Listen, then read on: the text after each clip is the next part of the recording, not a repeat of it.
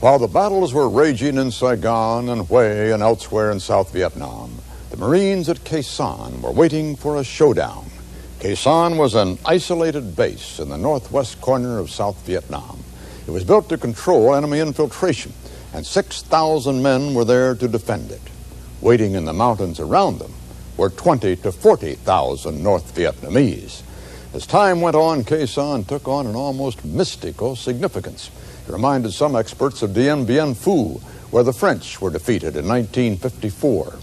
The Marines at Khe Sanh were under orders to defend the base at all costs. President Johnson had declared, "I don't want any damn Dien Bien Phu." He'd ordered his Joint Chiefs of Staff to pledge that Khe Sanh would not be lost. But Khe Sanh was surrounded, and few there doubted the enemy would attack. So they dug in and watched and waited as American airstrikes pounded the hills nearby. Already the guns in those hills had been pouring fire on Khe Sanh. The question now, would the communists try to overrun the base? Peter Kalischer reported. Larry, this again, he's dropping two now, right in those trees. Gee whiz. That sounds good to you. This is the first clear day in weeks, and Marine and Air Force pilots celebrate it by working over the slopes of Hill 1015 that dominate the camp. This is Khe Sanh, the dartboard of northwest South Vietnam. The usual quick step of landing and taking off under enemy fire. A 105 howitzer coming in.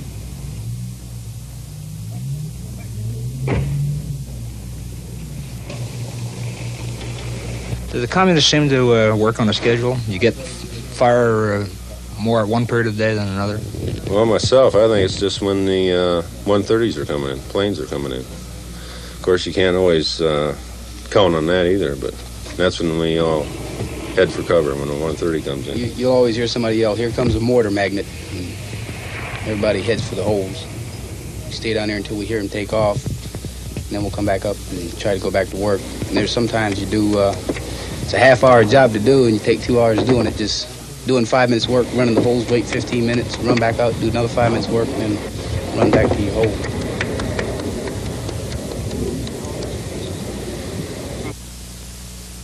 The Marines are long on courage and short on dug-in positions. How much of the day's work is this sandbag stuff? Just about a full day for a long, long time.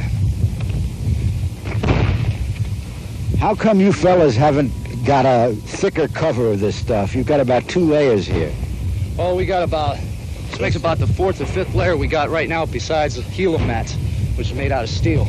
No, this is 6 layers. Right? 6 layers, excuse me. What'll that keep out? Right now it should stop a small mortar. What about a big one? I hope so. I'm not sure though. What do you think of the what do you think of the chances of this place getting overrun? I would not say, sir. I couldn't say. I know every night we stand 100% watch all night long and try to get sleep during the daytime. And working parties also when the fog comes in. Everybody starts building bunkers up there just like they do here. Filling sandbags, digging trenches deeper. That's about all there is to it. Well, thanks, and I hope you have a good R&R. I'd like to say hi to Mom back there at home. I know she's worried about me and had no mail or resupply. So to Mama back there in Greenfield, Tennessee, hello, Mama. The siege of Khe Sanh had begun 10 days before the Tet offensive. The first shelling of the base exploded the ammunition dump. From then on, the base suffered a daily ordeal of fire. By the time the full-scale Tet offensive began, the enemy had been spotted within a few hundred yards of the perimeter. Do you worry at all with the enemy that close to the edge of this place? Yeah, you got to be an idiot not to worry. What are you thinking now? Oh, right now maybe a little jumping on account of the audience rockets that they're throwing in here, being that I am short. What do you mean by short? I'm ready to go home, maybe about 20 days. 20 days to go and a big attack supposed to be coming. Well, if it come, we'll fight our battles. If it don't, that's it. What do you think's going to happen if they try to take this place? You're going to get waxed. You're going to get hurt bad, real bad.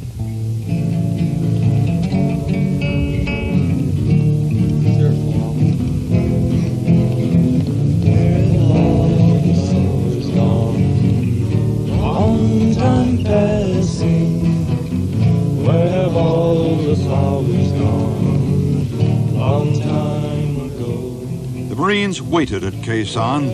A few of them strummed guitars and sang about war and talked with John Lawrence. When will they ever learn? When will they ever learn?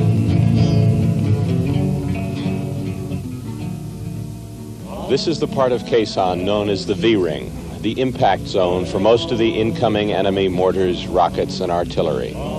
It's the home of 3rd Recon Bravo Company. And even in the V-ring, life goes on at Khe Sanh. When will they ever learn? When will they ever learn?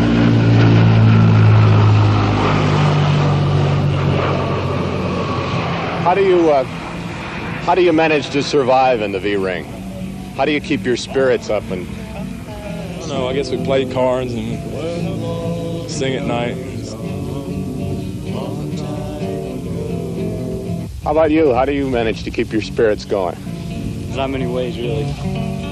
Sometimes it gets pretty irritating down there. You have a lot of guys living close together and everything. You get kind of crabby and everything. You start biting at everyone, but we manage.